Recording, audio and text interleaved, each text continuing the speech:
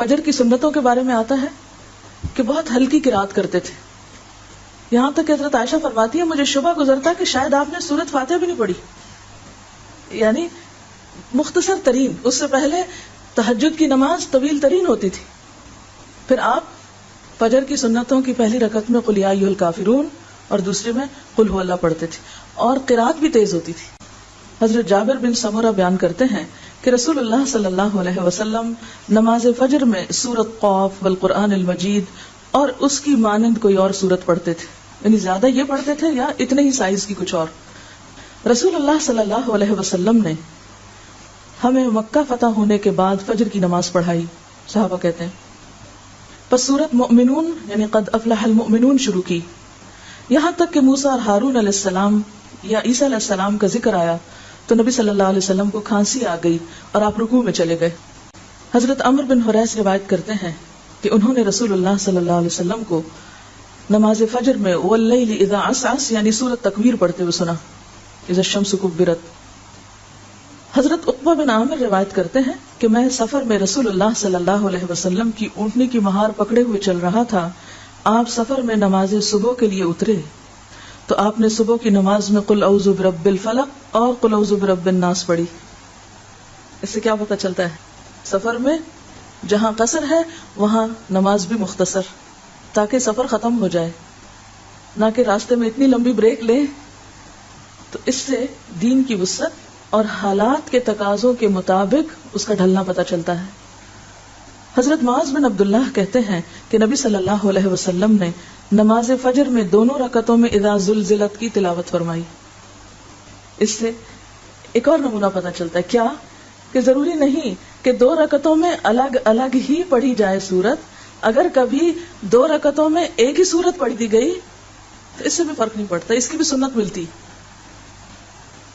تو گویا ہمارے دین میں ریجیڈیٹی نہیں ہے، بلیک اینڈ وائٹ حکم نہیں ہے، حالات اور ضروریات کے مطابق مختلف سنتیں سکھائی گئی ہیں. تو اس سے کیا پتہ چلتا ہے کہ آپ صلی اللہ علیہ وسلم فجر کی سنتیں مختصر پڑھتے، قل یا ایھا الکافرون اور قل ھو اللہ پڑھتے، فرض لمبے پڑھتے روٹین میں، لیکن حسب ضرورت آپ نے اختصار بھی فرمایا اور دونوں رکعتوں میں ایک سورت بھی پڑھی. یہ ہے خلاصہ ساری گفتگو کا. ظہر اور عصر کی نماز.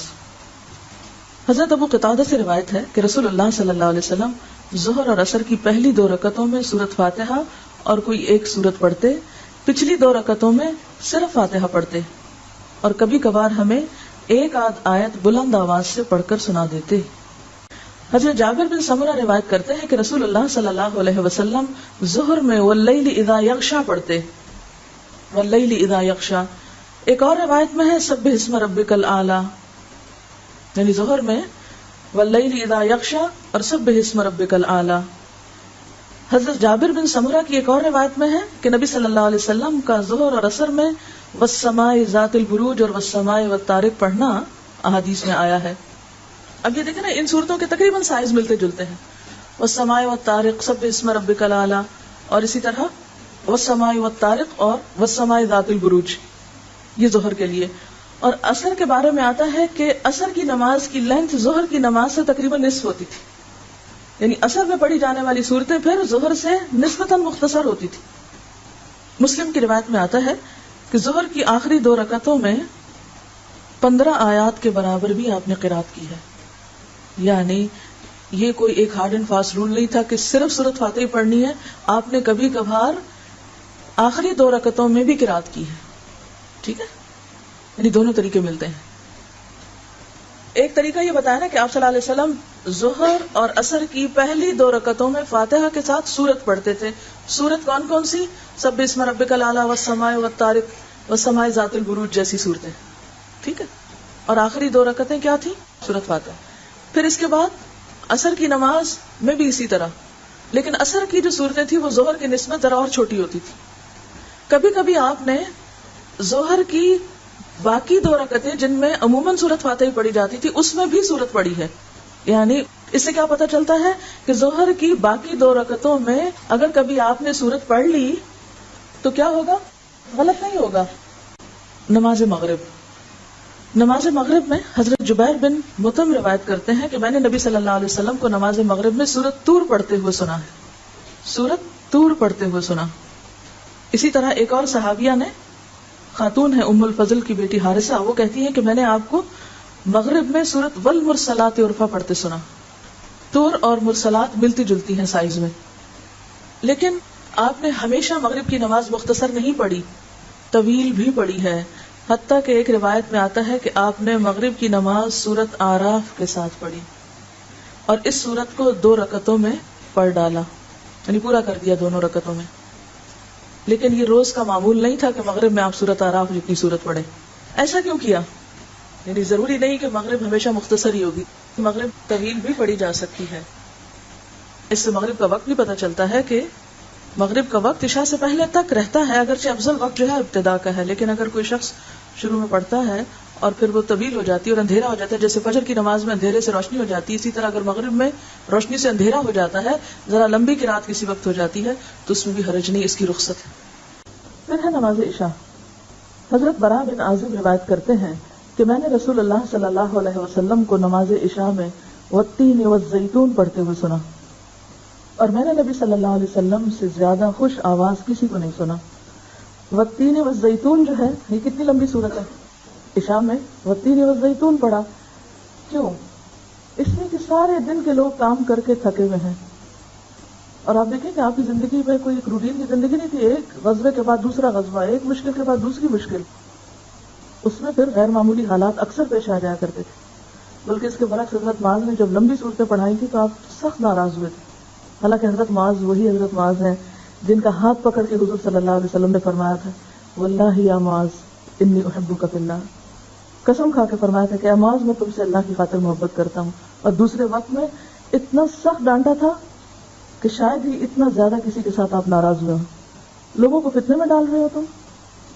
تو یہ بھی آپ کی حکمت ہے کہ ایک وقت میں محبت کا اظہار اور بعض غلطیوں پر سختی سے گرفت، کیوں؟ اس لیے کہ اس میں لوگوں کی تکلیف تھی۔ حضرت معاذ بن جبل نے عشاء میں سورۃ بقرہ پڑھی، مقتدیوں میں سے ایک کھیتی باڑی کا کام کرنے والے نے سلام پھیر دیا، پھر اس نے رسول اللہ صلی اللہ علیہ وسلم کی خدمت میں حاضر ہو کر عرض کیا، اے اللہ کے رسول صلی اللہ علیہ وسلم، ہم لوگ اونٹوں والے ہیں، دن بھر مشقت کرتے ہیں۔ معاذ نے عشاء میں سورۃ بقرہ شروع کر دی، مجھے دن کے تھکے ہوئے کو لمبی قرات سے ملال ہوا۔ آپ صلی اللہ علیہ وسلم نے معاذ سے کہا، تم لوگوں کو نفرت دلاتے ہو اور فتنہ کھڑا کرتے ہو۔ آپ نے 3 مرتبہ یہ بات دہرائی، پھر فرمایا جب تم جماعت کراؤ تو والشمس وضحاها اور واللیل اذا یغشی اور سبح اسم ربک الاعلی کی تلاوت کرو، اس لیے کہ تیرے پیچھے بوڑھے، کمزور اور ضرورت مند بھی نماز ادا کرتے ہیں۔ اب نماز جمعہ کے بارے میں حضرت نعمان بن بشیر روایت کرتے ہیں کہ رسول اللہ صلی اللہ علیہ وسلم دونوں عیدوں اور جمعہ کی نماز میں سبح اسم ربک الاعلی اور هل اتاک حدیث الغاشیہ پڑھتے تھے۔ نعمان بن بشیر کہتے ہیں جب عید اور جمعہ ایک دن میں جمع ہوتے تو پھر بھی نبی صلی اللہ علیہ وسلم یہ دونوں صورتیں دونوں نماز میں پڑھتے، یعنی صبح عید پڑھی، دوپہر کو جمعہ پڑھا، صبح بھی وہی صورتیں پڑھی، دوپہر بھی وہی پڑھی، یعنی اس میں آپ کی روٹین کافی ایک جیسی رہی ہے۔ حضرت عبید اللہ بن رافع سے روایت ہے کہ مروان نے حضرت ابو ہریرہ کو مدینہ کا گورنر مقرر کیا اور خود مکہ چلے گئے۔ حضرت ابو ہریرہ نے جمعہ کی نماز پڑھائی اور اس میں سورۃ جمعہ اور منافقون پڑھی اور کہا کہ ان صورتوں کو جمعہ میں پڑھتے ہوئے میں نے رسول اللہ صلی اللہ علیہ وسلم کو سنا، یعنی ہمیشہ ہی یہ 2 صورتیں نہیں پڑھی، آپ نے سورۃ منافقون اور سورۃ الجمعہ بھی پڑھی۔ اسی طرح ایک تیسری روایت میں قاف والقرآن المجید اور اقتربت الساعہ کے پڑھنے کا بھی ذکر ملتا ہے۔ کون کون سی؟ سبح اسم ربک الاعلی اور هل اتاک حدیث الغاشیہ کا زیادہ کثرت سے ذکر ملتا ہے، اس کے علاوہ سورۃ المنافقون اور سورۃ الجمعہ، اور تیسرے درجے پر سورۃ قاف اور اقتربت الساعہ۔ جمعہ کے دن نماز فجر میں آپ پہلی رکعت میں سورۃ السجدہ پڑھتے اور دوسری میں الدہر پڑھتے، یعنی پہلی میں الف لام میم تنزیل الکتاب اور دوسری میں هل اتى علی الانسان حین من الدہر۔ تلاوت میں قرآن پاک پورا کہاں پڑھا گیا، یعنی آپ صلی اللہ علیہ وسلم زیادہ تر قرآن پاک کہاں پڑھا کرتے تھے؟ تہجد کی نماز میں، وہ آپ کی تنہائی کی نماز ہوتی تھی، تو اس میں آپ طویل قراءت کرتے تھے۔ حضرت عبداللہ بن مسعود کی روایت سے پتہ چلتا ہے نا، آپ نے سورۃ البقرہ پڑھی، پھر سورۃ آل عمران پڑھی، پھر سورۃ النساء شروع کر دی۔ وہ تھی طویل ترین نمازیں جو آپ کی اپنی نمازیں ہوتی تھی، اور جب آپ جماعت کرایا کرتے تھے